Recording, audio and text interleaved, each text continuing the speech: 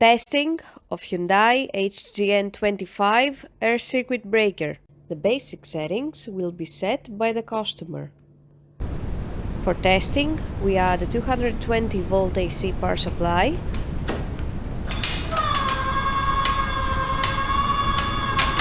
at first we trip the breaker manually.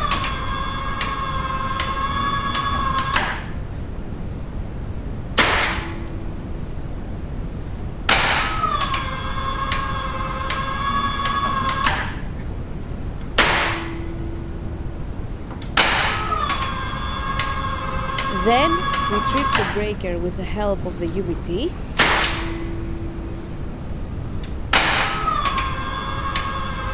Next, we perform a short time delay test, and the breaker trips almost instantly. Lastly, we perform a long time delay test.